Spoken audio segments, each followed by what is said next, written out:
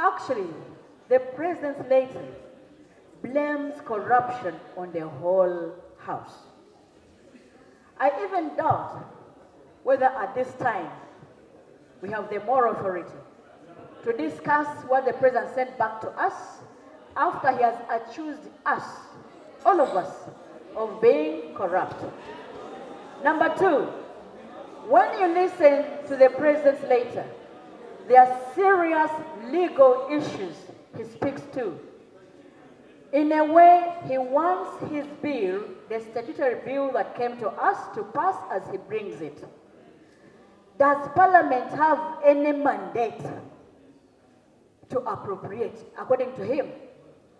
According to that letter, the President says we do not have mandate to tamper with his budget the way he brings to us. We honestly need legal interpretation whether this House has mandate to appropriate. And if the House has mandate to appropriate, then what is the form of appropriation that Parliament should do or can do? Thank you, Speaker. Thank you. The issue of moving a motion is basically a prayer that somebody seeks for the House to take a decision. And he had his prayer, which has been put to a vote, and it has been accepted. So it passes. You want the letter to be reread? First of all, honorable members, we cannot say that our members are corrupt.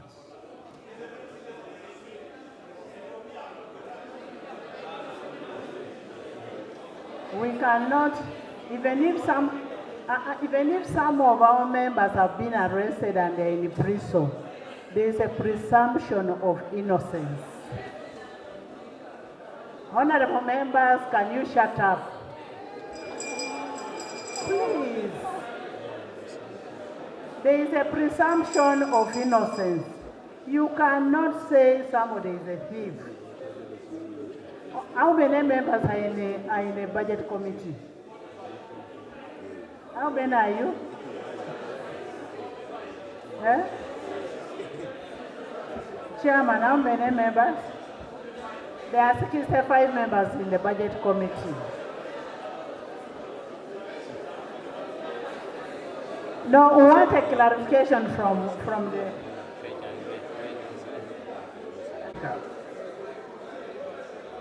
This is a house of record.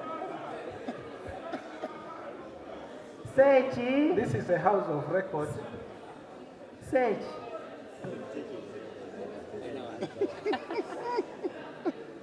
I want to clarify as follows. I was present when the head of state came to pay his tribute to the late Cecilia Ogwal. And in his speech, he said it, Madam Speaker, you were there. The president accused this parliament of being corrupt. When we were in Kololo, it was mentioned. In this letter, the president has written the word corruption and said with allegation. It is in this letter. It is also factual. Thank you. Honorable members, let's give each one. Let's give people time. Just the justification that I had for supporting that the committee of the whole house handles this matter was based on one, the reallocations being contested by the president was done by the budget committee and brought to this house. And the house adopted it. So it means the budget committee already did their part. This house can then sit.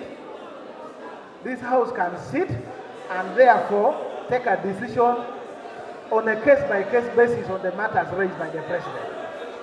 Thank you. Even this particular sitting of Parliament is costing money. That's why when you took a decision that the budget will be read in May and it will be processed in May and read in June, the idea was that day one under Section 13 of the Public Finance Management Act, that day one you issue authority to begin spending. I have seen ministers coming here. So who has fueled their vehicles? Under whose authority are they spending? So that's what you need to deal with, practically.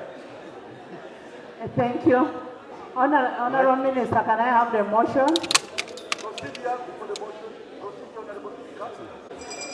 And in that committee of the whole house, can I have silence? Can you first, Honorable Minister of Finance, move a motion and we go into a debate?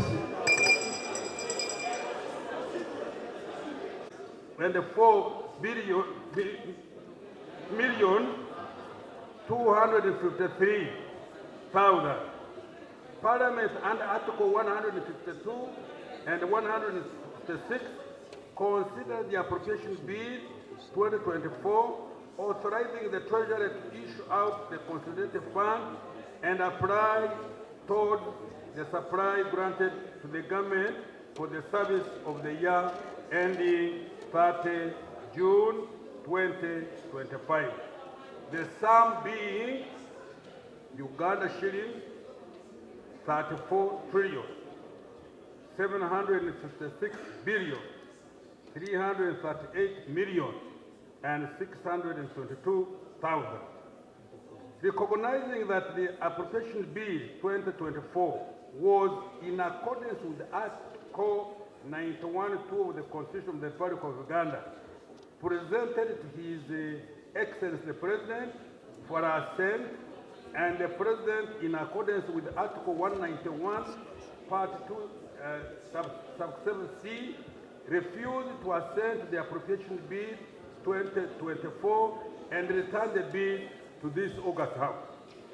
Acknowledging that in his letter returning the bill, His Excellency the President expressed concern over reallocations made in the national budget estimates over the years and the effect of such a reallocation on altering government priorities, consequently causing a shift in government priorities.